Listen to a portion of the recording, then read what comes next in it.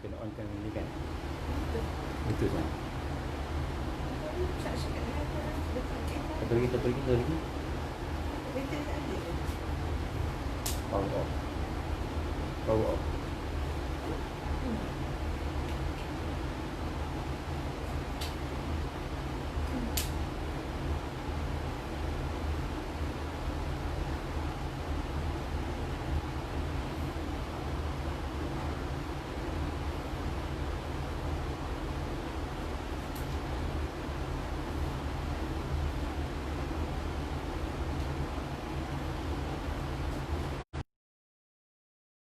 Ke sekarang?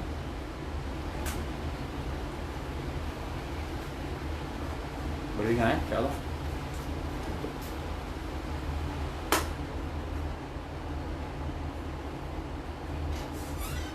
Boleh dengar sekarang Okey, dengar. Alhamdulillah. Baik. Jadi insya-Allah kita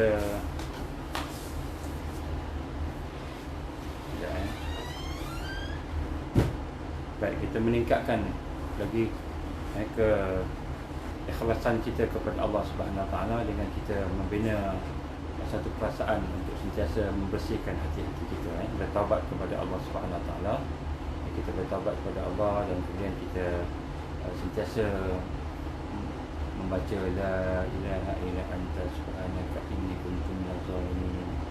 Kita banyakkan baca bacaan-bacaan yang macam itulah. Mudah-mudahan Allah SWT akan memberikan kepada kita kekuatan untuk kita bergerak kepada dia. Kerana yang menjadi masalah kita hari ini ialah kerana dosa kita, kerana kita tidak bertaubat.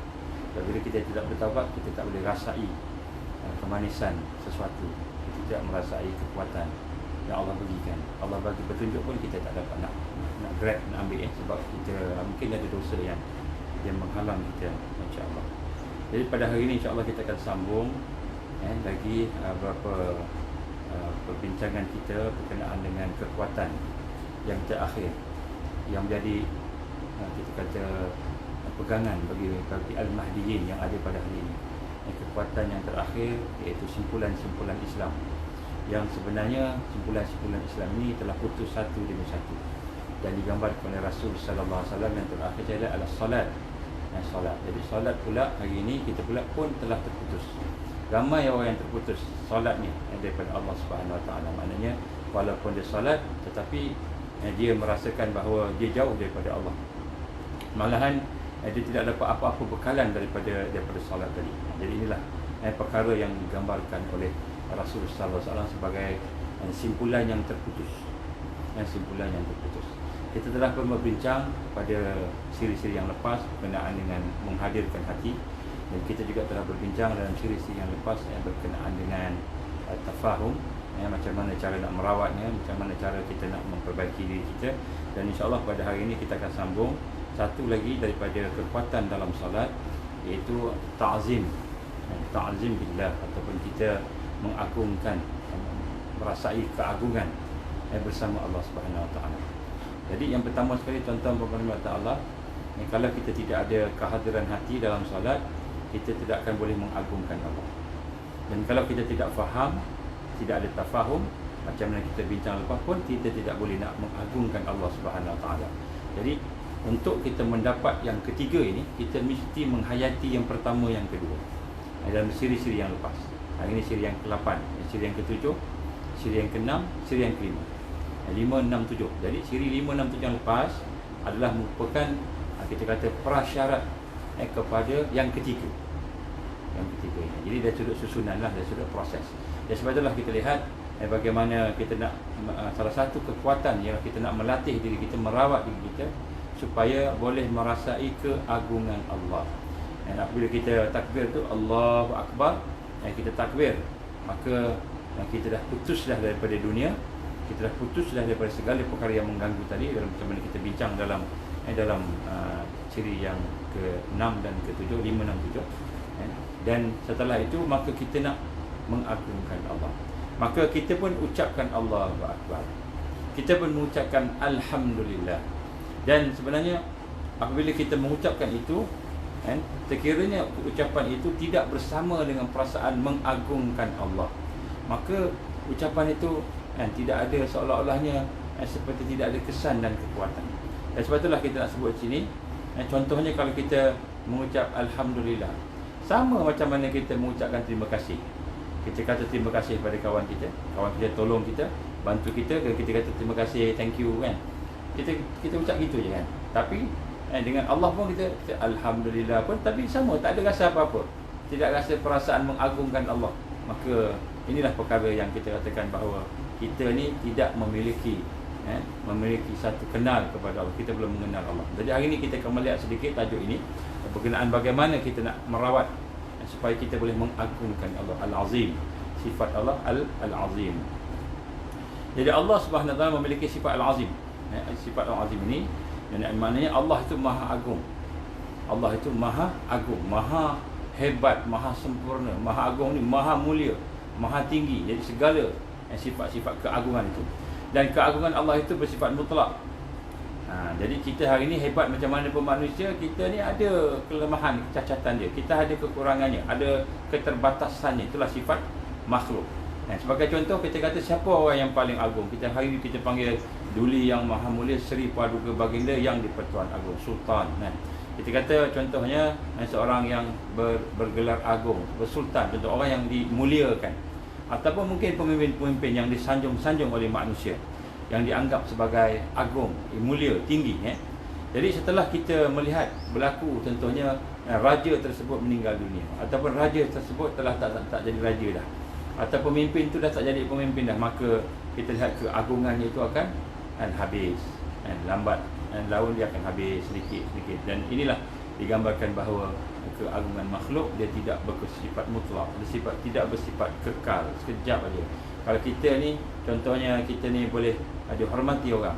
Dihormati orang tu kerana apa? Kerana apa yang ada pada kita tadi. Tapi dia tidak bersifat kekal, kerana dia akan meninggalkan kita. Jadi keagungan Allah ini kita nak kena rasa pada pagi ni. Kita nak rasa sungguh Allah ni Maha Agung.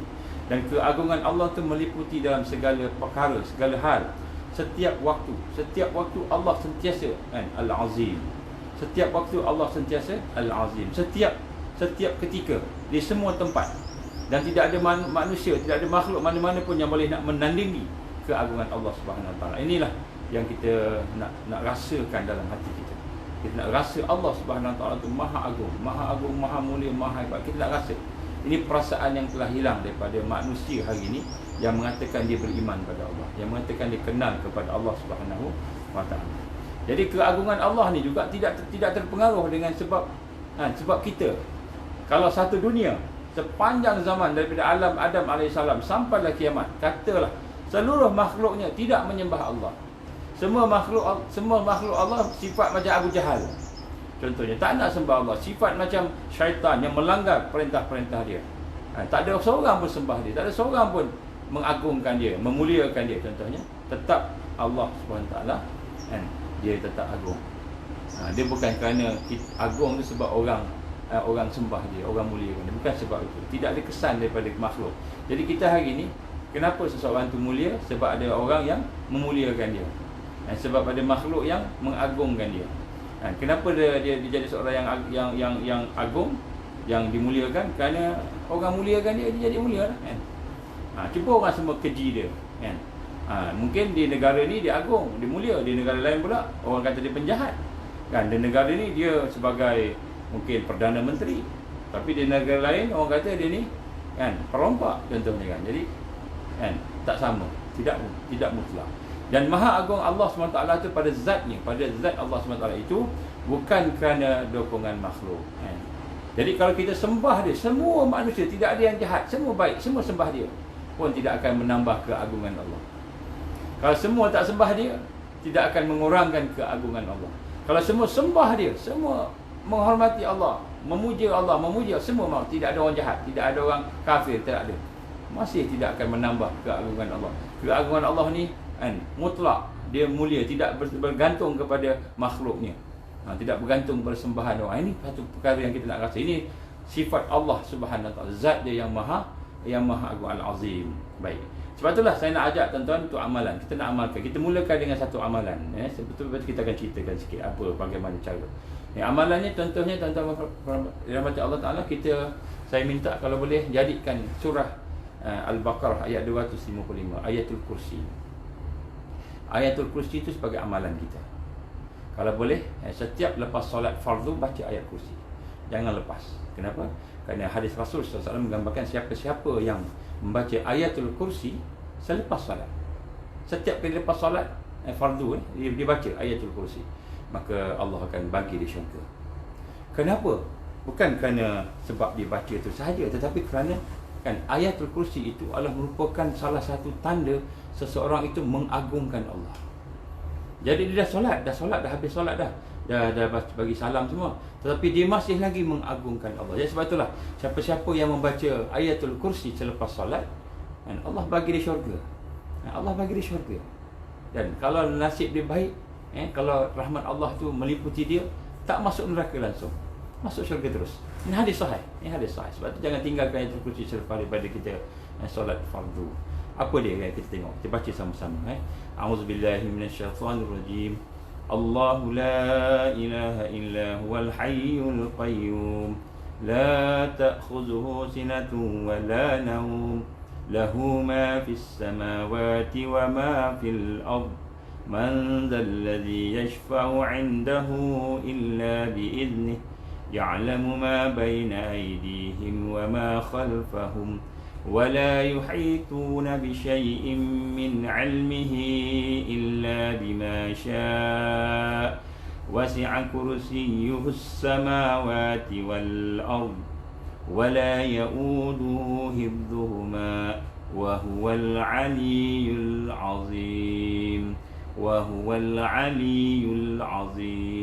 Jadi yang kita baca tadi tu semua daripada mula tadi sampailah habis tu nak menunjukkan wa huwal aliyul azim, dialah yang maha tinggi, yang maha agung. Jadi semua yang kita baca dalam ayatul kursi tu, di mana ayatul kursi tu akan jadi satu roh, kekuatan yang boleh menghalau jin lah, orang kata boleh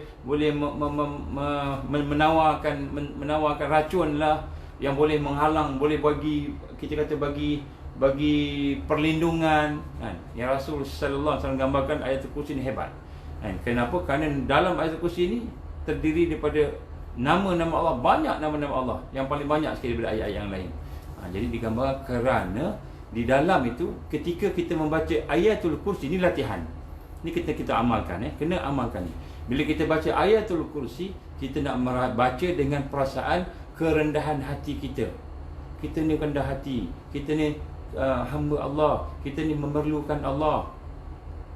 Kita ni memerlukan Allah Subhanahu Wa Taala. Kita ni merasai kerendahan kita, kehinaan kita. Bila baca ayatul kursi tu, kita nak rasa kita ni hina di hadapan Allah Subhanahu Wa Taala. Ini rahsia dia. Dan akhirnya apabila kita membaca ayatul kursi itu, di akhirnya wa huwal aliyul azim. Wahuwal aliyul azim. Allah dialah yang maha tinggi, yang maha agung. Ke hati kita nak rasa. Ini latihan. Ya, sebab tu orang yang tak dapat nak rasa Allah ni maha agung, maha tinggi, banyakkan baca ayatul kursi dengan perasaan rendah diri.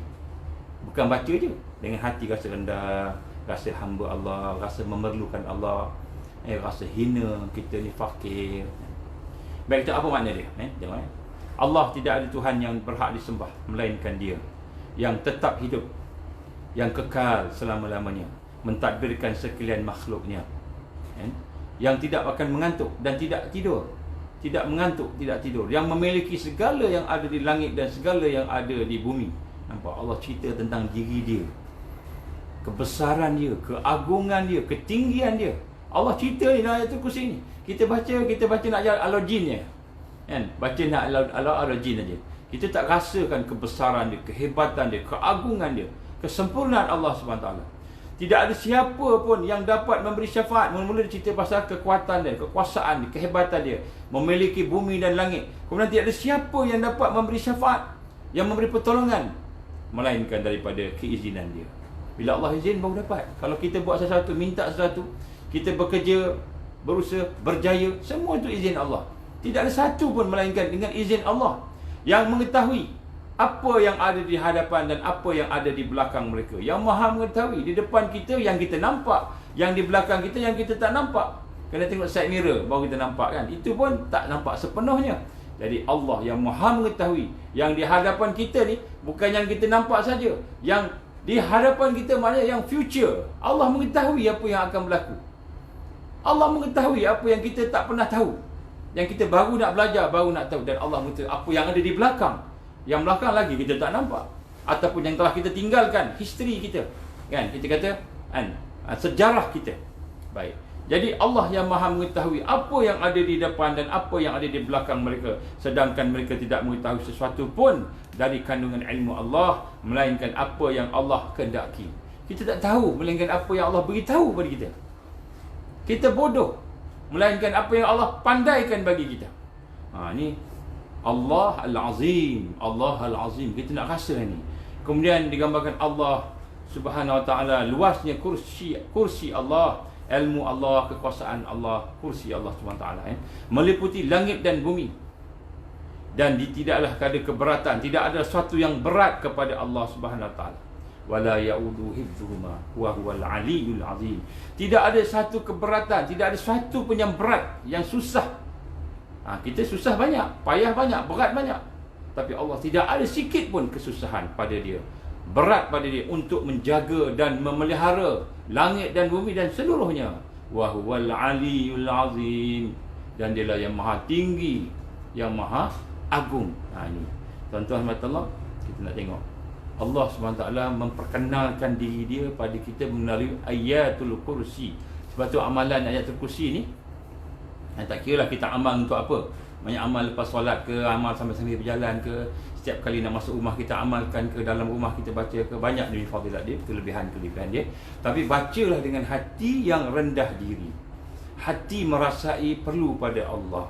Hati merasai takjub dengan keagungan Allah, kehebatan Allah, merasai kemuliaan Allah Subhanahu Wa Taala dengan rendah diri.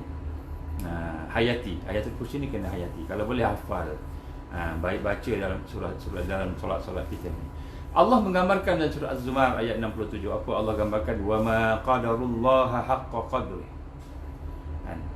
Dan mereka itu orang-orang yang musyrik, yang tidak beriman. Allah yang beriman pun tidak mengagungkan Allah, tidak meletakkan Allah sebagai sifat dia, namanya, zatnya yang mulia tadi. Tidak mengagungkan Allah dengan pengagungan yang sewajibnya, yang sewajarnya. Jadi mengagungkan Allah ni hukumnya wajib. Kita nak merasa rendah diri pada Allah, hukumnya wajib, bukan sunat-sunat. Ini sebahagian daripada makrifat, kenal Allah. Jadi kalau kita tidak merasai keagungan Allah, sepertilah yang Allah gambarkan tadi, wa ma qadarullaha haqqa qadri. Dan tidaklah mereka mengagungkan Allah, ataupun menjadikan Allah sebagai ilah, Rabb, Tuhan dia, sebagaimana yang sepatutnya diagungkan. Ya, sebab itulah kita lihat dalam surah Az-Zumar ni Allah gambarkan kepada kita. Saya bacakan makna dia lah. Saya nak sampaikan banyak insya-Allah. Dan mereka tidak mengagungkan Allah dengan pengagungan yang sewajibnya diberikan, yang sepatutnya diberikan. Sedangkan bumi seluruhnya dalam genggaman Allah. Sedangkan semua yang ada di atas muka bumi ni, kita ni pun dalam genggaman Allah, dalam kuasa Allah, dalam kekuatan Allah, dalam kesempurnaan Allah. Sedangkan semua ni dalam genggaman dia. Pada hari kiamat dalam genggaman kuasanya. Hari kiamat pun kekuasaan Allah juga. Dan langit yang tergulung dengan kekuasaannya, langit pun dengan kekuasaan Allah. Maha suci lah ia, Allah, subhanallah, maha suci Allah dan maha tinggi daripada apa yang mereka persekutukan. Apa maksud persekutukan ini? Salah satunya bila kita tidak mengagungkan Allah. Bila kita tidak mengagungkan Allah, kita mesti mengagungkan selain daripada Allah. Ini yang kita lihat bila kita nak solat. Sebenarnya salah satu daripada perkara yang menyebabkan kita boleh khusyuk, khudu', kita boleh khusyuk, kita boleh rendah diri kita, fokus, ialah mengagungkan Allah. Oleh itu kita harus bertauhid. Kita harus mentauhidkan Allah, mengesahkan Allah. Dan tauhid itu menuntut kita untuk mengenal Allah. Bila kita kata kita mentauhidkan Allah, bila kita mengucap la ilaha illallah, la ilaha illallah. Bila kita kata tidak ada ilah, tidak ada Tuhan yang berhak disembah, yang berhak diagungkan melainkan Allah. Apabila kita mentauhidkan Allah, maka wajib kita kenal Allah. Wajib kita kenal Allah. Sebab kita nak mentauhidkan Allah macam mana kalau kita tak kenal Allah. Dan kemudian bila kita kenal Allah, kita kena mengagungkan Allah, kita kena memuliakan Allah, mengagungkan Allah. Kemudian kita akan tunduk, tanda agung kepada Allah, kita tunduk, kita patuh beribadah kepada Allah. Sebab ibadah tidak akan sempurna tanpa ada al-iman, tanpa ada perasaan keimanan yang merasai takut kepada Allah. Jadi sebab itulah tuan-tuan dan puan, pada pagi ini kita nak rasa sembahyang kita tidak akan sempurna hanya dengan kehadiran hati. Tidak akan sempurna hanya dengan setakat kita apa dia panggil tadi tafahum, kita faham. Tetapi dia akan lebih sempurna apabila kita ada perasaan mengagungkan Allah. Macam mana kita nak merawat ni? Macam mana kita nak merawat diri kita? Ini yang kita nak bincangkan insya-Allah. Yang pertama sekali tuan-tuan puan-puan Allah Taala, sebenarnya kejayaan kita di dunia dan di akhirat adalah merupakan satu nikmat. Kita berjaya ni nikmat Allah bagi. Jadi hari ni kita ada kerja, hari ni kita ada makan, ada minum, ada rumah, ada tanah, ada anak-anak, ada isteri, ada suami, ada keluarga. Kita berjaya dalam hidup kita, ataupun apa sahaja kejayaan yang ada pada kita, maka semua itu nikmat daripada Allah. Kita nak kena rasa. Kita nak kena rasa. Sebab itulah hari ni kunci utama untuk mencapai kejayaan bukanlah kita berjaya mencapai apa yang kita ada sekarang. Kita ada ini, ada itu, ada nikmat-nikmat. Tetapi kejayaannya ialah bermula sebenarnya daripada kita bila kita membersihkan diri kita, membersihkan jiwa kita. Jadi kejayaan kita ni sebenarnya bila kita boleh merasai benar-benar itu daripada Allah dan kemudian kita membersihkan jiwa kita. Itu kejayaan. Hakikat kejayaan itu bermula di situ. Jadi kalau orang tu dia ada rumah yang besar, harta yang banyak, ilmu yang tinggi, kemudian dia ada pangkat lagi, dia ada nama lagi, keluarga, tetapi dia tak rasa perkara itu nikmat daripada Allah, maka dia belum berjaya. Dia belum berjaya. Jadi berjaya bila dia ada nikmat, dia rasa itu daripada Allah. Jadi bukan berjaya itu sekadar kita capai apa yang kita nak capai di dunia ini, kita rasa senang, bahagia, tapi kita satu perasaan rasa nikmat ini daripada Allah, kejayaan ini daripada Allah. Itulah hakikat berjaya. Ini bila orang mentauhidkan Allah, orang tu boleh mengenal Allah Subhanahu Wa Taala. Sebab tu Allah gambarkan dalam surah Asy-Syams, wa nafsin wa ma sawwaha fa alhamaha fujuraha wa taqwaha ila akhir. Allah gambarkan apa? Dan jiwa serta penyempurnaan penciptaan jiwa.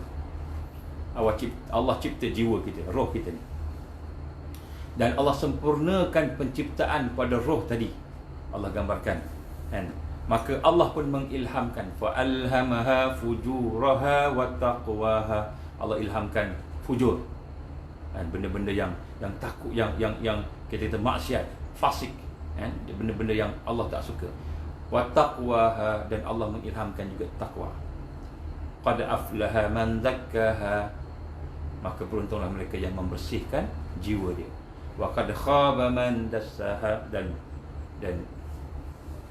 rugilah mereka yang mengotorkan jiwanya. Jadi sebab itulah dari sini, maka perkara yang pertama sekali untuk kita boleh mengagungkan Allah, tidak mengagungkan manusia, ialah dengan kita merawat tauhid kita, tazkiyah nafs kita, jiwa kita. Baik, dalam jiwa kita apakah yang kita nak kena kenal Allah? Macam mana jiwa kita nak kenal Allah macam mana? Ada dua perkara dalam bahagian nak mengagungkan Allah. Tuan-tuan, kalau tak ada dua perkara ni, walaupun kita kenal Allah, tahu Allah, nama dia, sifat dia, tengok ni Allah yang jadikan, kita melihat langit dan bumi, kita merasai dalam hati kita, lillahi ma fis samawati wa ma fil ard, tiap apa yang ada di langit, apa yang ada di bumi adalah milik Allah. Kita tahu, kita baca, kita cakap, kita ceramah. Tapi dua perkara ini tidak ada, maka kita tak akan dapat mengagungkan Allah. Ini penting. Sebab tu kita sembahyang, kita tak boleh nak rasa tawaduk pada Allah. Yang pertama sekali, kita mengenal kebesaran Allah Subhanahu Wa Taala dan keagungannya, dengan perasaan kita, dengan hati kita. Yang pertama sekali, kita mengenal keagungan Allah Subhanahu Wa Taala. Kita mengenal sifat Allah yang agung tadi. Maknanya kita kena latih diri kita supaya melihat kebesaran Allah, sifat Allah. Kita kena berfikir dan sampai peringkat kita merasai. Dan inilah pokok al-iman. Pokok pada iman bukan yakin aja, tapi kita nak rasa keagungan Allah. Oleh itu, orang yang tidak mengiktikadkan, yang tidak berpegangan, dia tidak ada pandangan, tidak ada pegangan iktikad kebesaran dan keagungan itu hanyalah milik Allah, maka jiwanya dan nafsunya tidak akan tunduk untuk mengagungkan Allah. Kalau kita masih lagi tidak mengiktiraf, berpegang bahawa Allah sahaja yang maha agung, ada benda lain pula yang lebih agung daripada Allah, yang lebih kita muliakan, lebih kita utamakan, yang lebih dekat dengan kita, yang kita puji-puji dia, puja-puja dia, maka hati kita, nafsu kita tidak akan mengagungkan Allah. Ini nombor satu. Dan sebab itu tuan-tuan dan puan-puan Allah, nombor satu, tanda kita tidak boleh nak khusyuk sebab kita masih lagi mengagungkan ghairallah. Nombor satu, kita masih lagi membesarkan ghairallah dalam hidup kita. Kita masih lagi mengutamakan ghairallah, selain Allah, dalam hidup kita ni. Sebab tu kita tidak boleh nak khusyuk, tak boleh nak mengagungkan Allah Subhanahu, tidak boleh merasai kebesaran Allah. Jadi insya-Allah nanti kita akan bincang tajuknya tafakkur, berfikir bagaimana orang yang mengagungkan Allah tu berfikir. Kita akan, itu satu tajuk. Jadi saya tak nak terlalu dalam sangat yang ini, sebab nanti lagi banyak benda yang berkaitan solat tak dapat nak sentuh. Jadi yang pertama sekali, kerana kita tidak benar-benar mengagungkan Allah, mengenal Allah, merasai kebesaran Allah. Ini sifat nombor satu, ini makrifat nombor satu. Jadi maknanya kenapa? Kerana kita tahu tapi kita tidak rasa dalam jiwa kita. Sebab tu tuan-tuan dan puan, kita nak kena rasa satu perasaan berdosa. Kenapa berdosa? Kerana kita sembahyang, kita tak agungkan Allah. Kita sembahyang tapi kita tidak mengagungkan Allah. Ini satu perasaan yang kita kena rasa. Aku ni masih lagi mengagungkan siapa ni? Aku ni masih lagi mengagungkan diri aku sendiri ke? Aku ni masih lagi meletakkan makhluk sebagai nombor satu ke? Ataupun dunia ni sebagai perkara yang pertama ke? Kita kena tanya diri kita. Kalau kita tidak boleh memuliakan Allah, membesarkan Allah dalam solat kita, dalam solat ni, luar solat ni lain kira, dalam solat, jadi kita kena tengok, mesti ada sesuatu yang lebih kita besarkan. Masa itulah kita nak menangis, masa itulah kita nak bertaubat, masa itulah kita nak menyesal. Sebab kita tahu sepatutnya aku mengagungkan Tuhan aku, Tuhan yang menjadikan dan memberikan rezeki, kan, yang telah memberikan segala-galanya, yang maha berkuasa. Tapi tiba-tiba hati kita tak rasa. Maka kita tahu ada dalam hidup kita yang kita agungkan. Mungkinkah yang kita agungkan itu pangkat kita? Kita ada pangkat, maka kita rasa diri kita ni besar, agung. Ataupun mungkinkah keluarga kita daripada keturunan Nabi, kita daripada keturunan yang baik-baik, sultan, keturunan orang besar-besar, kita rasa kita ni mulia. Ataupun mungkinkah sebab kita ni ada harta yang banyak, mungkin rumah kita yang besar tu menyebabkan kita tidak boleh merasai keagungan Allah. Mungkin tanah kita yang banyak menyebabkan kita tidak boleh merasai keagungan Allah. Mungkin ada perkara-perkara dalam hidup kita yang menyebabkan kita tidak boleh membesarkan Allah, mengagungkan Allah. Maka kita kena siasat, kena tengok. Ni orang lain tak tahu, kita dengan Allah yang tahu. Malaikat pun tak tahu. Mungkin ada malaikat yang tahu, tapi nak sebut ni malaikat tak tahu benda dalam hati kita. Jadi nombor satu, maknanya hati yang mengenal Allah, dia akan tunduk, dia akan mengagungkan Allah. Jadi apabila hati kita tidak boleh tunduk, tak boleh agungkan Allah, maka hati kita ni masih lagi mengagungkan ghairallah, selain Allah. Maka masa itulah kita nak kena semak sungguh-sungguh. Ini nombor satu. Nombor dua, kita tidak akan boleh nak mengagungkan Allah. Mungkin yang pertama ni kita okeylah sikit kan. Kita kata betul, Allah tak ada dah, dunia tak ada dah dalam hati aku ni. Aku dah tak suka dah dengan manusia-manusia durjana yang merasakan dirinya besar, hebat, ada pangkat, ada pengaruh, aku dah tak mengagungkan dia. Aku dah kerja sendiri, aku dah sendiri, tak ada apa. Diri aku pun aku dah tak rasa. Mungkin kita rasa. Tapi mungkin ada yang kedua pula, yang menyebabkan seseorang itu tidak mengagungkan Allah Subhanahu Wa Taala, iaitu apabila dia kenal Allah Subhanahu Wa Taala, dia kata dia kenal Allah, dan Dia kata dia kenal diri dia, tetapi dia tidak merasai dirinya hina di hadapan Allah, dan dia tidak merasai dirinya berhajat pada Allah. Kita tak rasa kita perlukan Allah Subhanahu Wa Taala. Kita tak rasa kita berhajat kepada Allah Subhanahu Wa Taala. Kita tidak rasa kita hina di hadapan Allah. Kita rasa kita boleh bernafas ni sebab kita yang nak bernafas. Aku punya jantung aku kuat, aku exercise, aku sihat. Kita tak rasa kuat, sihat. Semua itu daripada Allah. Kita tidak merasai kehinaan, kerendahan kepada Allah yang maha tinggi, yang maha sempurna, yang maha agung, memberikan segalanya. Kita tak rasa. Dan kita tak rasa memerlukan Allah. Sehingga kan kita rasa nak sebut Alhamdulillah tu bila makan sedap aja baru sebut Alhamdulillah. Bila berlaku sesuatu peristiwa yang kita kata luar biasa, baru Alhamdulillah. Contohnya tiba-tiba kita diselamatkan oleh Allah daripada aksiden. Tiba-tiba semua aksiden, kita je tak aksiden. Ataupun kita aksiden tapi kita selamat. Kita tak ada cedera, tak ada apa. Kita pun baru Alhamdulillah. Baru sebut Alhamdulillah, Alhamdulillah. Bila kita nampak nikmat yang besar, baru kita nak rasa daripada Allah. Tuan-tuan dan puan-puan Allah, perkara kedua, makrifat, kenal Allah ini. Tapi kita tidak rasa kita hina, kita memerlukan Allah, kita rendah di sisi Allah, maka kita tidak akan mengagungkan Allah.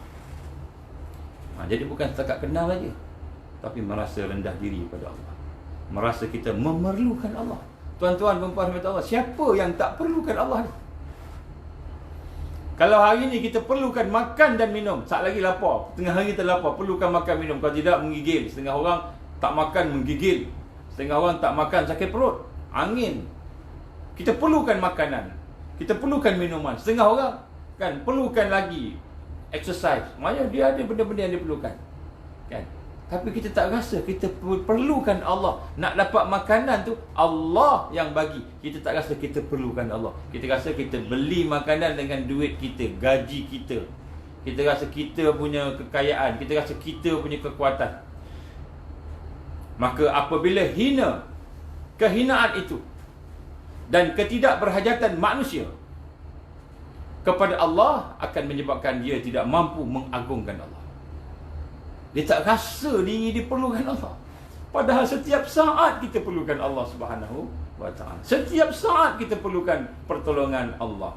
Hina kerana selalu berhajat kepada selainnya sebenarnya hakikat. Hina kita hina sebenarnya kerana kita berhajat kepada selain daripada Allah. Kita berhajat kepada kerja, maka kita pun kerja sungguh-sungguh jangan sampai kita kena pecat. Maka kita jaga. Kita lupa yang bagi kerja tu Allah. Kita berniaga, maka kita berniaga berjaya. Kenapa? Customer. Kita jaga customer. Timbul pula satu kata-kata, customer always right. Customer always right. Kita pun jaga dia macam Tuhan. Kita lupa yang bagi kita untung bukan customer, yang bagi kita untung tu Allah. Hina kita sebenarnya apabila kita menjadikan selain daripada Allah sebagai suatu yang kita bergantung padanya, berharap padanya, rasa perlu padanya.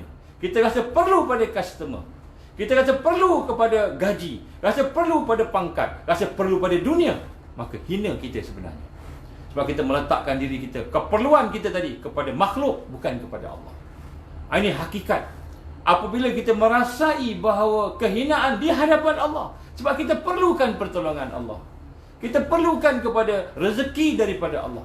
Maka inilah perkara yang akan menjadikan kita boleh mengagungkan Allah, memuliakan Allah, mengutamakan Allah Subhanahu Wa Taala. Kalau tidak, tak boleh. Walaupun kita kenal Allah, kita tahu Allah yang menjadikan, Allah Maha Berkuasa, kita tahu Allah bagi rezeki, tapi kita tak rasa kita ni di hadapan Allah ni sebenarnya memerlukan, fakir, kita ni amat hina. Sebenarnya kita tak rasa. Kita rasa semua kita punya. Jadi akhirnya kita menjadi hina. Jadi makrifat mengenal kepada kehinaan diri. Mengenal diri bukan mana nak mengenal saya, nama saya Nur Azman, saya daripada Johor, saya ini seorang sekian-sekian. Saya mengenal diri kita, bukan. Maksud mengenal diri, bila kita nak kenal diri kita, man arafa nafsahu faqad arafa rabbahu. Ini bukan hadis, ini kata-kata para ulama. Man arafa nafsahu, siapa-siapa yang mengenal dirinya, faqad arafa rabbahu, maka dia akan kenal Tuhan dia. Mengenal diri ni bukan maknanya kita kenal siapa kita, nama kita, dari mana, apa sifat kita. Tapi mengenal diri ialah apabila kita mengenal kehinaan diri kita. Kita merasai kehinaan diri kita, kerendahan diri kita kepada Allah.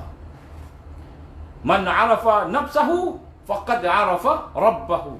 Siapa yang kenal dirinya, maka dia kenal Allah. Maka dia baru tahu, aku ni rendah, aku ni makhluk. Allah sajalah yang maha agung, yang maha tinggi, yang maha kaya.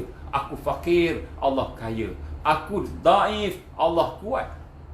Aku lemah, Allah maha hebat. Maka mengenal diri, mengenal kerendahan diri kita, mengenal kehinaan diri kita sebagai hamba Allah yang dijadikan, yang dihidupkan oleh Allah SWT. Inilah dua perkara yang akan menyebabkan seseorang itu boleh mengagungkan Allah. Kita tak akan agungkan Allah kalau kita setakat cakap la ilaha illallah, la ilaha illallah, tapi hati kita tak rasa perlukan Allah.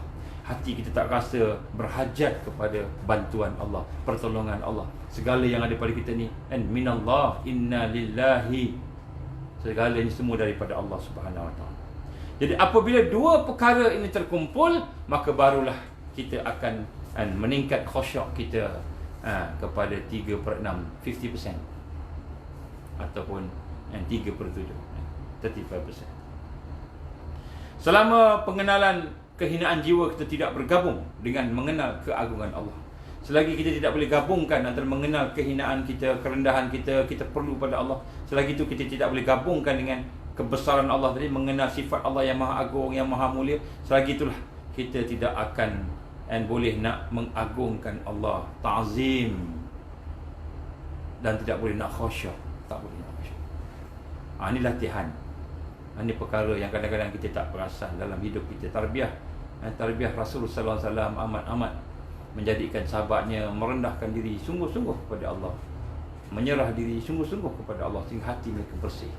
Sebab tu dia boleh khusyuk, dia boleh tunduk, dia boleh baca dengan rendah diri, dia boleh berdoa dengan rendah diri, tidak ada kelalaian. Kenapa? Sebab dia sedang berdepan dengan Tuhan dia, yang menjadikan dia, yang memberikan dia segala rezeki yang ada pada dia, yang bagi pada dia segala rezeki. Allah test kita, tuan-tuan puan-puan rahmat Allah. Bukannya Allah bagi rezeki macam mana postman bagi barang-barang yang orang hantar pada kita. Kan ada seorang anak hantar barang kepada bapaknya, maknya di kampung. Dia bagi hadiah. Postman yang hantar, DHL ke hantar. Hantar. Oh, anak dia yang bagi, bukan postman. Dia terima kasihlah pada postman, terima kasih kerana hantar. Tapi dia tahu ni barang anak dia bagi. Ini hakikatnya. Jadi kita ni nak tahu, nak rasa. Mungkin yang kita dapat ni bos kita, syarikat kita, bisnes, ada klien, ada customer, ada kita kata sebab-sebab dunia. Tapi sebenarnya itu sebagai postman sahaja yang menghantar nikmat pada kita. Mungkin mak ayah kita, mungkin saudara kawan-kawan kita tolong kita ke sebagainya. Itu hanya merupakan asbab-asbab. Macam postman yang menghantar barang. Tapi yang bagi rezeki itu Allah. Ini yang kita terlupa. Betapa bodohnya kita, jahilnya manusia ini, menganggap bahawa segala yang ada pada dia daripada makhluk. Jahilnya kita, tuan-tuan. Maka sebab tu kita tidak boleh mengagungkan. Dan kemudian bila kita dah sedar, dah faham bahawa barang ni daripada Allah, kita tak rasa perlukan pula barang tersebut. Udara, tuan-tuan, udara. Kita tak rasa kita perlukan udara. Sebagaimana udara tu ada masuk, kita tak rasa. Kita rasa dah ada, dah okey dah. Rupa-rupanya Allah bagi. Orang yang merasakan dirinya cukup. Ni tuan-tuan, dengar sini tuan. Ini nota-nota yang saya tulis dah lama ni. Orang yang merasakan dirinya cukup, dirinya mampu, aku cukup dah. Merasakan dirinya kaya, merasakan dirinya kuat, walaupun dia tahu Allah itu Maha Agung, dia tidak akan boleh mengagungkan Allah. Tak boleh. Sebab dia rasa diri dia mampu, dia rasa diri dia kuat, dia rasa diri dia cukup. Hati dia rasa macam itu. Bukan perbuatan, hati rasa. Kita sebut pasal hati dia. Kenapa? Kerana ia merasakan tidak berhajat kepada Allah. Aku tak ada Allah pun tak apa, seolah macam itu. Dan kalau kita rasa diri kita hina, berhajat kepada Allah, bila hati kita rasa kita ni rendah, kita ni hina, kita ni berhajat kepada Allah, barulah boleh kita mengagungkan Allah. Sebab itulah bila kita baca Quran, baru kita rasa tak sama baca Quran dengan baca surat khabar. Tak sama. Baru kita rasa bila kita baca Quran, tak sama dengan baca internet, baca WhatsApp, tak sama. Baca Telegram yang orang hantar mesej, tak sama. Tengok TV, tak sama. Sebab yang kita baca ni adalah Allah yang memberikan segalanya kepada kita. Kita rasa kan, kerendah diri kita. Maka kita baca Quran, kita tengok satu-satu, satu patah, satu ayat, satu kalimah, satu-satu kita tengok. Sebab ini daripada Allah yang kita agungkan, yang kita muliakan, yang kita besar-besarkan. Kerana apa? Kerana kita memerlukan pertolongan Allah, kita memerlukan rezeki Allah, kita memerlukan rahmat Allah, kita memerlukan barakah Allah. Barulah bila kita baca Quran, tak sama macam mana kita baca buku. Tak sama. Hari ini kita baca mesej lebih khusyuk daripada kita baca Quran. Kita menyanyi lagu-lagu, lebih kita nikmati daripada kita berzikir. Tak tenang hati kita. Sedangkan Allah firman, siapa yang ingat pada aku, siapa yang berzikir pada aku, ala bizikrillah, siapa yang berzikir pada aku, ingat aku, maka hati dia akan tenang.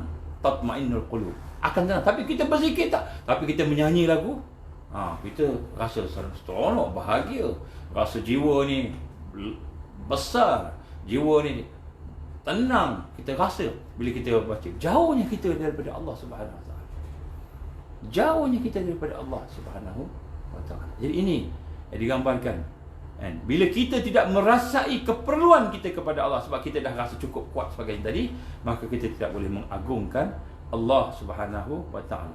Maka inilah kita gambarkan tadi. Kenapa? Kerana ia merasa tidak berhajat kepada Allah. Dia tidak berhajat kepada Allah.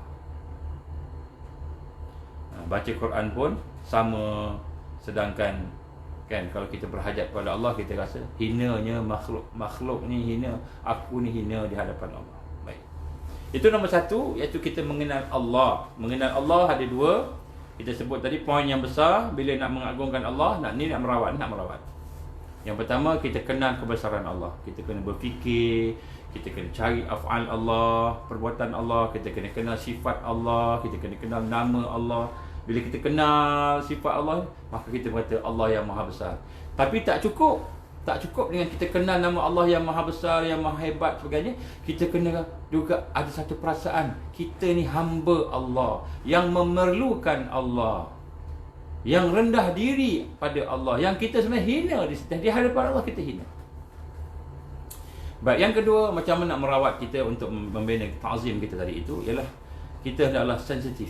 Kita meningkatkan kepekaan hati kita, sensitif dalam hati kita kepada apa yang ada dalam hati kita, isi berbanding dengan perbuatan yang apa, contohnya dalam ketaatan dan dalam kita bermaksiat. Baik. Jadi yang kedua ni, tuan-tuan puan mata Allah, kita nak melihat kehidupan kita. Kehidupan kita ni dalam tarbiyah. Dalam tarbiyah Islam, kita akan ada 4 suasana. 4 suasana. Yang pertama, suasana taat. Allah bagi kita kekuatan untuk melakukan ketaatan ibadah. Apa kita rasa? Kita nak kena rasa taat ni dalam rangka ubudiyah, dalam rangka nak merasa kehinaan depan Allah. Taat maknanya kita tak nak rasa bahawa taat tu sebab kita pandai, kita kuat. Aku boleh sembahyang sebab aku pandai, sebab aku boleh bangun malam, aku terror, aku tak ada dosa, aku boleh sembahyang. Kita rasa kita ni taat. Sebenarnya bila taat, Allah Ta'ala uji kita dengan ketaatan, maka sebenarnya kita nak kena rasa, dan inilah ubudiyah pada Allah, inilah sifat aku yang hina kepada Allah, maka aku beribadah pada Dia. Kemudian aku beribadah ni pun Allah yang bagi. Itu nombor satu. Kedua, sifat maksiat. Bila seorang itu bermaksiat pada Allah, bila Allah campakkan kita di dalam kemaksiatan, tiba-tiba kita termasuk di dalam dosa. Kita tak nak buat dosa, tapi tiba-tiba Allah izin berlaku dosa dalam hidup kita. Dengan duduk kan, duduk makan-makan, tiba-tiba lalu amoy, ataupun lalulah orang perempuan contohnya pakai tidak menutup aurat, Kita pun tengok tengah makan-makan ni. Tengok oh, hati kita rasa kan. Rasa apa dia panggil? Mungkin rasa suka lah agaknya lah. Suka-suka sebagainya. Kita tengok, perhati, kita merenung, kita mulai imajinasi. Kan? Allah izin kita berada dalam keadaan berdosa. Sedar ke tak sedar tu kan, tu lain cerita. Yang penting dosa. Jadi bila Allah bagi kita buat dosa, bermaksiat, apakah tarbiyahnya tu? Tarbiyah di mana? Tarbiyahnya bila dosa itu menjadi sebab untuk kita menyesal. Menyesal. Menyebabkan kita rasa hinanya kita. Allah bagi nikmat mata guna untuk lawan dia, buat maksiat. Allah bagi lidah guna untuk ngumpat orang. Kita rasa hina, maka kita bertaubat. Maka bila Allah izin kita bermaksiat, tarbiyahnya apa? Dosa tu membina kekuatan untuk kita taubat, menyesal. Allah memang bagi kita buat salah. Allah bagi kita buat salah sebab manusia ni mana ada yang maksum? Tak ada. Semua buat salah. Kecuali para rasul. Rasulullah SAW. Itu yang maksum, Allah jaga kan. Kita tak. Kita ni semua buat salah, buat maksiat. Jadi bila Allah izin kita bermaksiat, buat salah, apa yang konsep tarbiyah? Kita menyesal. Ini kita akan bincang. Kemudian yang ketiga, dalam keadaan Allah bagi nikmat kena bersyukur. Allah bagi balak kena bersabar. Ini empat suasana. Nanti kita akan bincang ni insya-Allah. Baik. Dalam konteks kita nak merawat diri kita ni, maka kita kena faham apakah hakikat dosa dan apakah hakikat taat. Supaya kita boleh mengagungkan Allah. Jadi kita kena sensitif. Maka kita tengok hari ni, kita banyak dosa. Ramai di kalangan kita yang banyak dosa. Saya pun banyak dosa juga. Tapi tahukah kita bahawa ramai di kalangan awliya Allah, wali-wali Allah, orang yang dekat dengan Allah, yang berjuang Allah ni, sebelum dia boleh berjuang jadi wali Allah tadi, awliya Allah tadi, dia orang ni jauh daripada taat. Dia orang jauh daripada taat kepada Allah. Jadi kita tengok sini, awliya Allah ni ramai, tidak sedikit ramai. Yang kita dengar nama-nama ulama-ulama ni dulu ni, asalnya pendosa. Asalnya orang yang buat dosa, yang jauh daripada ketaatan kepada Allah. Tetapi kemudian mereka bertaubat. Dan bukan sekadar bertaubat, mereka memperbaiki, membaguskan, menyempurnakan taubatnya. Jadi tuan-tuan, bukan taubat saja. Kita nak jadi awliya Allah ni, jadi al-mahdiyin di akhir zaman ni. Nak jadi al-mahdiyin bukan bertaubat, astagfirullah, tapi kita memperbaiki taubat. Mempertingkatkan taubat. Membaguskan taubat kita. Menyempurnakan taubat kita itu. Maka inilah yang berlaku kepada awliya Allah sebelum ini. Banyak mereka buat maksiat, buat mungkar. Akhirnya bila seorang awliya Allah, setelah mereka bertaubat dan kemudian mereka telah membaguskan, memperbaiki, meningkatkan taubat mereka, maka mereka pun mendapat hidayah Allah. Macam kita hari ni lah, kita kan nak baik diri. Di akhir zaman ni, tuan-tuan, kita kena baiki diri kita, kena bertaubat. Jangan tak taubat, jangan takut untuk bertaubat. Takutlah nanti taubat nanti dia tak boleh buat ni. Jangan, itu maknanya kita masih sayang dosa daripada Allah. Taubatlah, tinggalkan. Tapi kalau terbuat balik, katakanlah lepas seminggu taubat, terbuat pula benda yang sama dosa, tak apa, taubat lagi. Terbuat lagi setahun lepas tu, terbuat pula taubat. Memang Allah Subhanahu Wa Taala mengizinkan kita berdosa supaya kita bertaubat. Kita menyesal, kita bertaubat. Hinanya aku, dahlah Allah bagi aku nikmat, aku buat jadi dosa. Jadi bila rasa itu, kita pun bertaubat. Allah bagi kita masuk dalam kategori orang berdosa supaya kita bertaubat. Jadi kita lihat di sini, awliya Allah ramai. Bila mereka melakukan maksiat sebagainya, kemudian mereka sedar diri mereka hina. Ini mereka menyedari kehinaan diri mereka daripada maksiat. Maksiat menghina diri kita. Walaupun boleh pakai tie, pakai kot, walaupun naik kereta hebat, walaupun rumah kita hebat, walaupun harta kita banyak, tapi maksiat menghina kita. Tuan-tuan, pernah tak kita tengok orang kena hina macam mana? Contohnya fizikal, orang minta sedekah, orang tu minta sedekah, miskin, nak minta duit, nak minta makanan, dia pun bagi makanan, campak.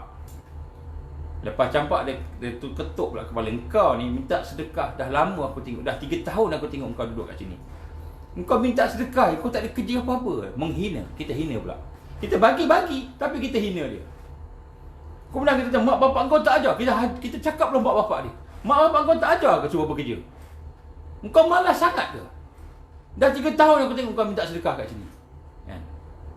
Aku tengok badan kau sihat. Kaki semua ada, tangan semua ada, mata ada, telinga ada, semua ada. Badan pun nampak kuat. Tapi minta sedekah. Engkau ni apa ni? Binatang pun pandai cari rezeki. Kita hina dia. Hina dia.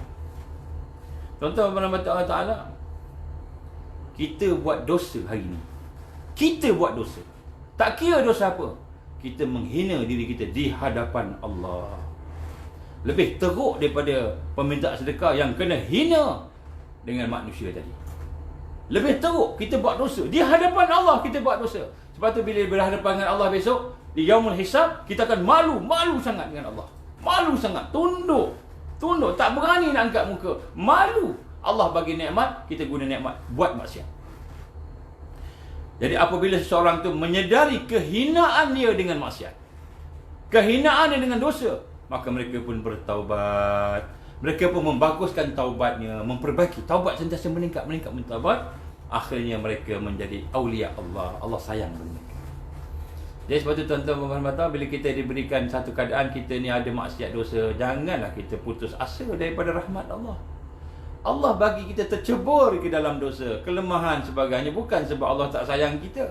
Sebab Allah nak dengar kita taubat pada dia, nak dengar tangisan kita, rayuan kita, nak dengar ratapan kita. Ya Allah, aku berdosa. Ya Allah, aku berdosa. Ya Allah, ya Allah, aku terlupa. Ya Allah, ya Allah, aku teruk. Ya Allah, ya Allah, aku buat macam-macam. Ya Allah, Allah nak dengar ratapan kita. Allah nak dengar rintihan kita. Dia sayang kat kita. Maka kita masuk dalam dosa. Maka ketika itulah kita minta pada dia, ya Allah, ya Allah, ya Allah, ya Allah.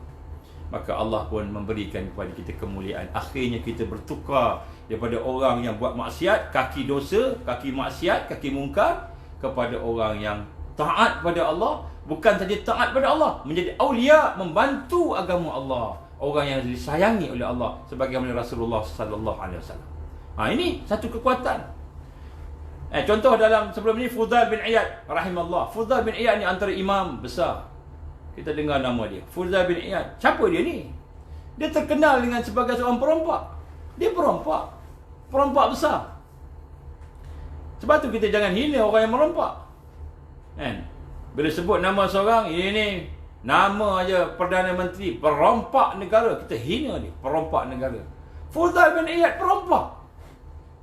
Fudail bin Iyad perompak.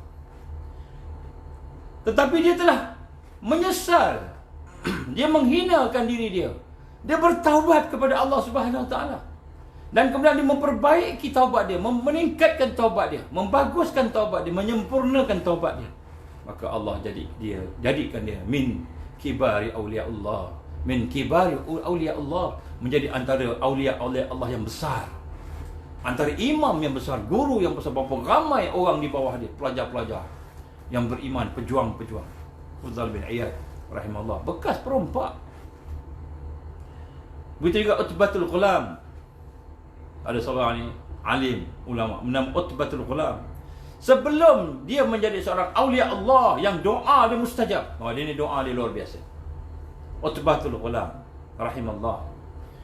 Sebelum dia menjadi seorang yang cukup terkenal dengan kemahiran dia. Dia Utbatul Ghulam ni, kalau tak silap saya dia ni, dia makan, Allah SWT sediakan makanan dia. Cerita dia hebat. Dia bertaubat. Ketika dia bertaubat, dia minta ke Allah, ya Allah, aku nak tinggalkan sekian-sekiannya. Ya Allah, aku tak nak hajat pada manusia. Ya Allah, engkau siapkanlah makanan aku. Ya Allah, sekiranya aku nak bertaubat pada engkau. Allah SWT tengah hari ada makanan. Ada orang kata ada makanan. Utbatul Ghulam rahimahullah, ni antara kisah-kisah dia. Siapa dia ni? Dia ni adalah seorang yang penuh tenggelam dengan kejahatan. Minum arak, berjudi, kaki perempuan, sebutlah, semua dia. Kemudian Allah izin dia dapat kesedaran, dia merasa hina diri dia, dia rasa diri dia hamba Allah yang hina, yang rendah. Allah bagi kepada dia kebaikan, tapi dia hanya buat guna kebaikan untuk lawan Allah. Akhirnya bertaubat. Dan wa ahsana taubata, dan dia pun memperbaiki taubat dia. Bertaubat, memperbaiki taubat dia, membaguskan taubatnya. Akhirnya Allah jadikan dia aulia Allah, orang yang membantu agama Allah, berjuang, menyampaikan dakwah, mendidik para pejuang. Utbatul Ghulam rahimahullah. Dia ni kita kata sebenarnya nama dia bukan nama sebenar Utbatul, ni gelaran dia, sebab nama dia yang sebenar tidak diberitahu dalam kitab-kitab. Dan sebab tuan-tuan rahmati Allah Subhanahu Wa Taala, sekiranya Allah izin kita melakukan dosa, buat maksiat, Allah izin berlaku. Tetapi sekiranya dosa itu menimbulkan ketakutan pada kita, kita takut, kita bimbang, kita sedar hinanya diri kita, menimbulkan satu perasaan kehinaan pada diri kita, dan akhirnya menimbulkan taubat, kita pun bertaubat. Maka dosa itu lebih baik daripada taat yang membuatkan seseorang itu merasakan dirinya aman dan ujub dengan dirinya. Dosa yang boleh menimbulkan kesedaran, keaiban dia, kehinaan dia, sehingga akhirnya dia bertaubat dan memperbaiki taubatnya tadi, lebih baik daripada taat yang dibuat oleh seseorang, tetapi dengan taat itu dia rasa dia aman, dia rasa dia ujub. Apa maksud aman ni? Maksud aman ni dia rasa dirinya ahli syurga. Tuan-tuan hari ni beramal ni, beribadah, tuan-tuan rasa tuan-tuan ahli syurga. Taat yang menyebabkan kita rasa diri kita aman, kita ahli syurga, kita ni akan confirm lah. Ataupun kita takjub dengan diri kita, kita rasa diri kita lebih baik daripada orang lain. Maka taat yang begini lebih hina daripada dosa ataupun maksiat yang boleh menyebabkan seseorang itu sedar, merasai kehinaan diri dia, kemudian dia bertaubat, mendekati Allah. Ni kita kena cek ni. Sebab tu saya sebut tadi, kita kena menambah kepekaan kita. Kadang-kadang kita ingat kita dah buat amal baik, tapi rupanya amal tu menyebabkan kita takjub dengan diri kita. Kita sombong, kita riak, yazbillah misalnya. Kita beramal, kita berilmu, kita pandai, orang lain bodoh, tak nak terima dah perkataan orang lain, tak nak terima dah. Aku ni betul lah, aku dah ikut kaedah-kaedah syarak, aku dah ikut dah kaedah-kaedah, aku dah buat semua. Kita rasa kita betul, tak nak cek, tak nak muhasabah, tak dengar. Maka ilmu yang melahirkan kesombongan, ilmu yang melahirkan ujub, takbur, amal, ibadah yang melahirkan ujub, takbur, sombong, maka itu lebih hina daripada dosa, maksiat yang menyebabkan lahirnya kehinaan pada si pelaku tadi. Sehingga akhirnya dia pun menyadari kelemahan dia, dia pun bertaubat kepada Allah, bertaubat kepada Allah. Ini Allah akan berikan dia kemuliaan. Lepas tu kena tengok tuan-tuan. Ini kadang-kadang kita ingat kita buat sesuatu, kita dah mengagungkan Allah, dah hebat kita rasa, maka rupa-rupanya dalam kehebatan amalan kita, dalam kehebatan ilmu kita, banyak kekurangan dan kelemahan.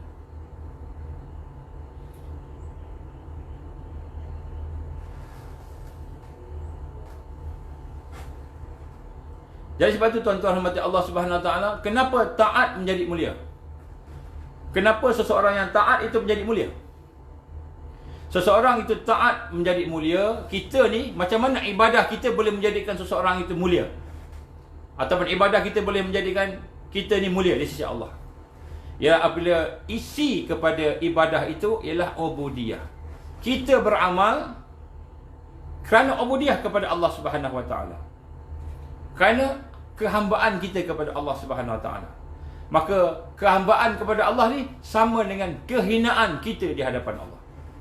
Kita menghinakan diri kita di hadapan Allah yang Maha Berkuasa, yang Maha Agung, yang Maha Hebat.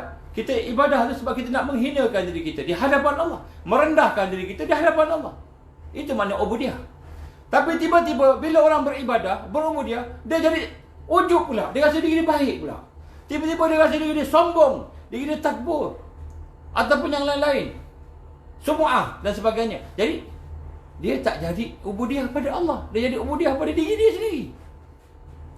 Kita ibadah nak muliakan Allah, tiba-tiba kita ibadah nak muliakan diri kita, maka jadilah taat tadi tu hina. Jadi taat menjadi mulia apabila kita beribadah, tengok isi dia apa dalam apa jiwa tadi. Jiwanya nak ubudiah pada Allah, nak memperhambakan diri pada Allah, nak beribadah pada Allah, nak merasai kehinaan di hadapan Allah. Sebab tu dia rokok, kita rokok Allahu Akbar. Kita rokok kan, kita sujud kan, menghinakan diri kita tu di hadapan Allah. Allahu Akbar, kita kata Allah Maha Besar. Bila kita kata Allah Maha Besar kan, kita menghina diri kita. Aku ni kedil ya Allah, aku ni fakir ya Allah. Kan kita menghina diri kita kan. Itu ibadah. Ibadah ni, taat ini ialah untuk kita menunjukkan kita ubudiah pada Allah. Ubudiah pada Allah tu hakikat dia. Maka apabila kita berbuat taat, apabila kita beribadah pada Allah, kita merasakan diri kita ni hamba Allah. Itu nombor satu. Nah, macam mana ibadah boleh jadi mulia? Macam mana ibadah boleh jadi satu yang mulia? Nombor satu, bila kita beribadah, kita rasa bahawa kita hamba Allah. Saya sembahyang ni sebab saya ni hamba Allah. Bukan sebab saya ni imam. Sebab saya ni AJK masjid. Sebab saya ni ketua keluarga kena jadi imam. Saya sembahyang sebab saya imam. Saya ni ustaz. Saya ni alim. Saya ni mufti. Sebab tu saya kena jadi imam. Atau sebab tu saya sembahyang. Bukan. Kita sembahyang sebab kita hamba Allah. Kita puasa sebab kita hamba Allah. Kita berzikir sebab kita hamba Allah. Kita baca Quran sebab kita hamba Allah. Sebab kita hamba Allah. Ini nombor satu. Barulah ketaatan kita itu benar-benar jadi ibadah. Kalau tak jadi ibadah, dia jadi benda yang kita nak tunjuk-tunjukkan. Rosak. Sebab tu kita tak boleh nak mengagungkan Allah dalam solat. Ta'zim, nak mengagungkan Allah dalam solat tak boleh. Kenapa? Sebab kita tak rasa hamba Allah. Allahu Akbar. Kita rasa apa? Saya ni imam, saya ni ustaz, saya ni lawyer, saya ni polis, saya ni ketua, saya ni sultan. Allahu Akbar. Kita rasa saya ni sultan. Kita tak rasa kita hamba Allah. Bila kita tak rasa kita hamba Allah, macam mana nak mengagungkan Allah? Kita mengagungkan diri kita sendiri. Jadi tak dapat nak merawat, tidak merawat kita. Jadi apabila seseorang itu taat kepada Allah, maka yang pertama sekali ialah yang merasakan diri dia hamba. Kita ni hamba Allah, nombor satu. Yang kedua, kita merasakan diri kita ni hina di hadapan Allah. Ini nombor dua. Barulah ibadah kita, taat kita menjadi mulia. Sebab apa? Kita merasakan diri kita hina di hadapan Allah Subhanahu Wa Taala. Kita kata Allahu Akbar, kita solat. Allah Maha Besar. Tiba-tiba hati kita tak rasa hina di hadapan Allah. Kita rasa kita ni manusia. Aku lebih baik daripada kucing. Tiba-tiba kucing lalu. Aku lebih baik daripada binatang. Aku lebih baik daripada engkau. Engkau manusia, tak ada ilmu. Engkau bukan sekolah agama. Engkau sekolah sains, sekolah sekular. Kan? Saya sekolah sekular, tuan-tuan. Adalah sekolah agama campur-campur sikit-sikit. Engkau sekolah sekular, aku sekolah agama. Kita rasa diri kita ni bukan hamba Allah, bukan hina. Kita rasa diri kita ni ada kemuliaan. Tuan-tuan, rahimallah. Kucing yang kita pandang hina tu, binatang yang kita pandang hina itu, mereka ikut fitrah dia. Dia tak lawan Allah, tak bermaksiat. Kucing tak bermaksiat. Binatang tidak bermaksiat. Kita bermaksiat. Kita lebih hina daripada kucing. Kita lebih hina daripada kucing. Kita tak perasan. Kita bangga diri kita. Walaupun kita hina daripada kucing, bukanlah maknanya kita nak kena makan satu pinggan dengan kucing. Bukanlah begitu. Nak sebut hanya perasaan kita ni. Bila kita ibadah, kita nak kata hina di hadapan Allah. Kucing mati jadi tanah, kita mati. Kalau Allah tak rahmat kita, kalau Allah tak ampunkan dosa kita, dalam neraka Allah lebih hina daripada kucing. Yang ketiga, tuan-tuan, ni 3 perasaan sekurang-kurang yang bisa ada dalam diri kita bila ibadah. Baru ibadah tu jadi mulia, memuliakan kita. Yang pertama, kita rasa kita hamba Allah. Yang kedua, kita rasa diri kita hina di hadapan Allah. Hina di hadapan Allah. Yang ketiga, kita rasakan memerlukan Allah. Kita rasa memerlukan Allah. Aku boleh semayang ni pun sebab Allah izin aku boleh semayang. Aku boleh berdiri, Allah bagi aku kekuatan untuk berdiri. Ada orang tak bagi, Allah tak bagi, dia baring, sakit. Ada orang tak boleh baring, tak boleh gerak, dah lumpuh, duduk macam gitu, guna mata je. Tapi aku boleh berdiri, aku boleh rokok, aku boleh sujud, tak payah pakai kerusi, tak payah pakai apa-apa, kan? semayang dengan elok dia tu, nak rasa semua tu daripada Allah. Ya Allah, aku memerlukan pertolongan Kau. Ya Allah, aku memerlukan rezeki Engkau. Ya Allah, aku memerlukan rahmat Engkau. Ya Allah, aku memerlukan barakah daripada Engkau. Ya Allah, semua kita minta Allah. Barulah ibadah itu menjadi mulia, menjadi sesuatu yang Allah redha. Dan inilah taat yang bermakna di sisi Allah. Barulah ketaatan itu menjadi bermakna di sisi Allah. Taat yang diterima di sisi Allah Subhanahu Wa Taala. Kalau tidak, Allah tak terima. Allah tak terima. Dan kenapa pula maksiat menjadi musuh Allah? Kenapa dosa menjadi musuh Allah? Tadi taat. Kenapa dosa menjadi musuh Allah? Menjadi perkara yang merugikan kita. Kita buat dosa, merugikan kita. Kerana dalam dosa nombor satu, ada engkar kepada Allah. Kenapa seseorang itu berdosa dan berdosa membawa kehinaan kepada seseorang itu, merugikan seseorang itu, boleh membawa kepada azab Allah? Kerana nombor satu, orang berdosa, dia engkar Allah. Dia mengengkari perintah Allah Subhanahu Wa Taala. Itu nombor satu. Jadi orang yang berdosa ni hakikatnya dia bukan buat dosa sahaja, tapi pertama dia melawan Allah, engkar pada Allah Subhanahu Wa Taala. Yang kedua, dia buat dosa kerana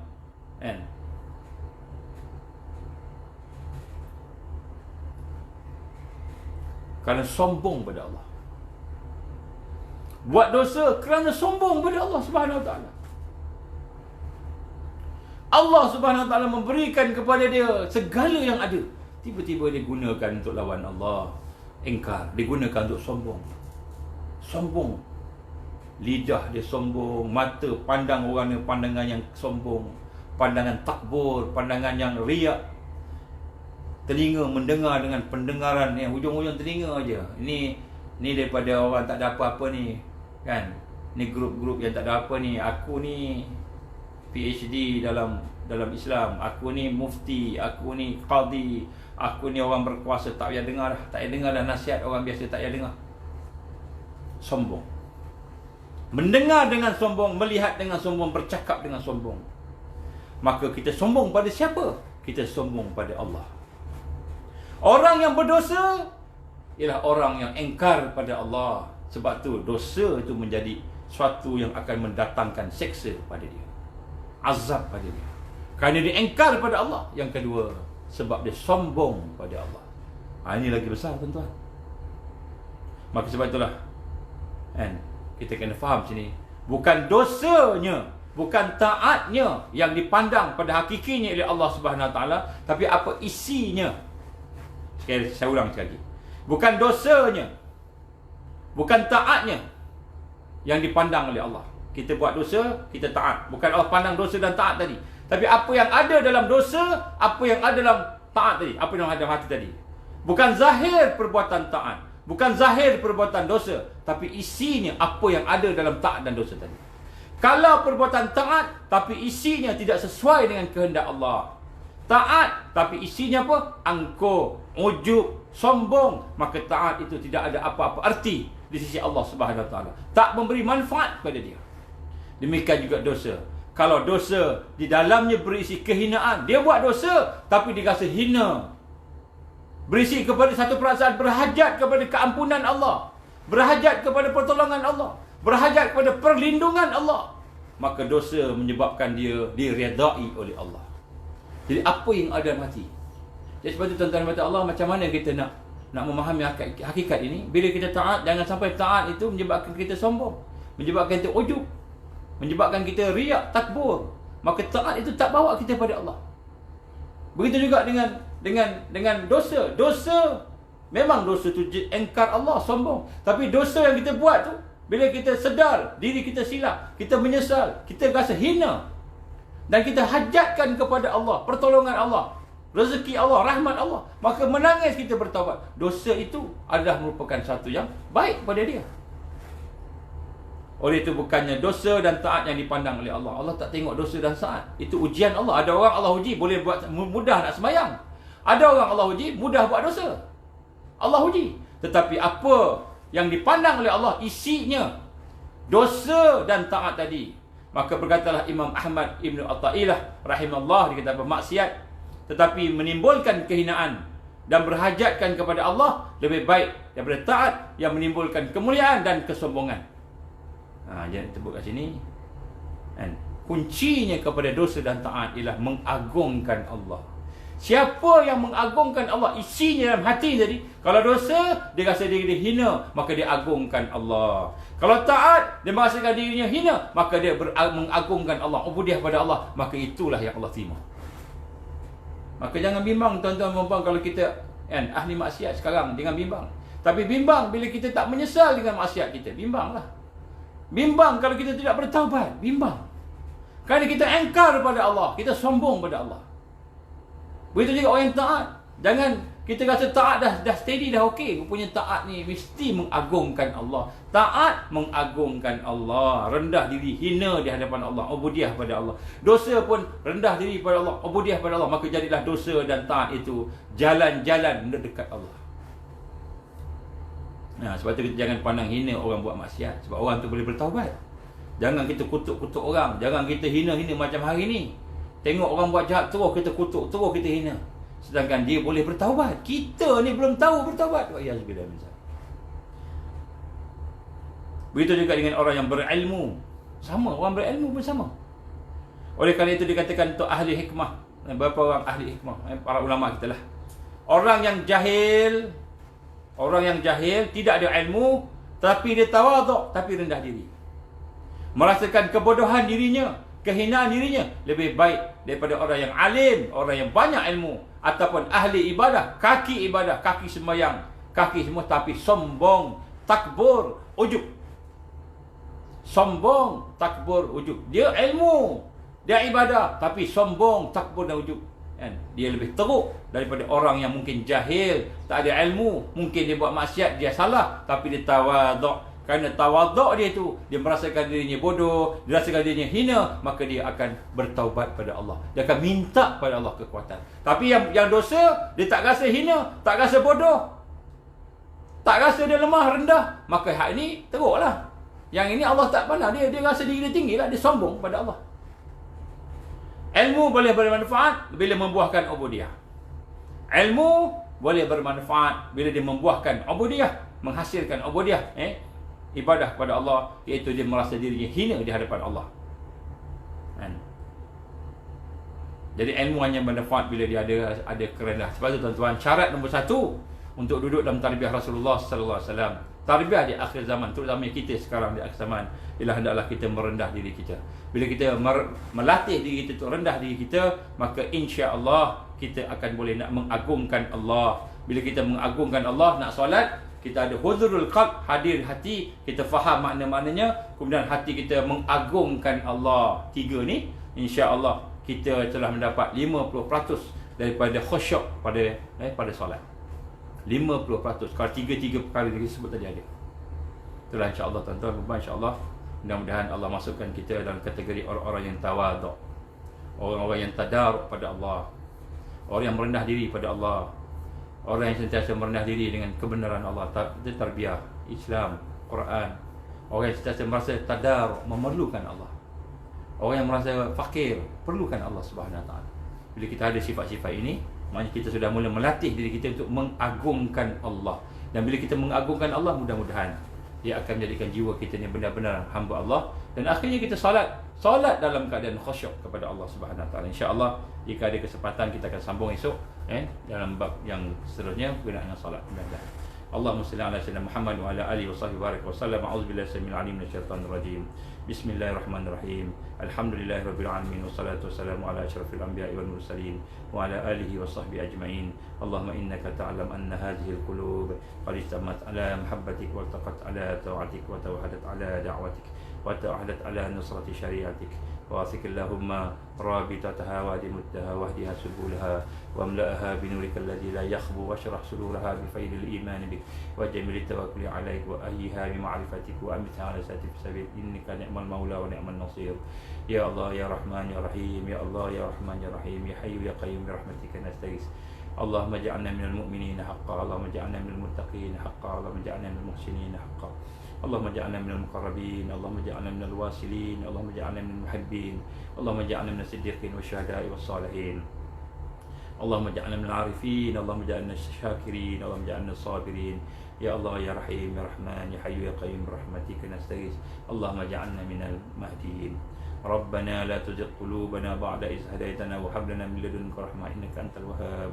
ربنا أتمم لنا نورنا واغفر لنا إنك على كل شيء قدير. ربنا هب لنا من أزواجنا وذرياتنا قرة أعين واجعلنا للمتقين إماما. اللهم إنا نعوذ بك من عذاب جهنم. اللهم إنا نعوذ بك من عذاب القبر. اللهم إنا نعوذ بك من فتنة المحيا والممات. اللهم إنا نعوذ بك من فتنة المسيح الدجال. اللهم إنا نعوذ بك من المأسم والمغرم. ربنا آتنا في الدنيا حسنة وفي الآخرة حسنة وقنا عذاب النار. ربنا تقبل دعاءنا إنك أنت السميع العليم وتب علينا يا الله إنك أنت التواب الرحيم. وصلى الله على محمد وعلى آله وصحبه وبارك وسلم. سبحان ربك رب العزة عما يصفون والسلام على المرسلين والحمد لله رب العالمين. سبحانك اللهم وبحمدك أشهد أن لا إله إلا أنت أستغفرك وأتوب إليك. بسم الله الرحمن الرحيم. والعصر إن الإنسان لفي خسر إلا الذين آمنوا وعملوا الصالحات وتواصوا بالحق وتواصوا بالصبر. Tuan-tuan Bapak, insya-Allah kalau rezeki malam ni kita akan ada satu siri kita sambung yang lepas malam ini insya-Allah. Dan kalau boleh tolong viral kan sampaikan kepada kawan-kawan kita insya-Allah. Mudah-mudahan apa yang kita bincangkan akan dapat ini manfaat kepada semua insya-Allah. Wabillahi taufiq wal hidayah. Assalamualaikum warahmatullahi wabarakatuh.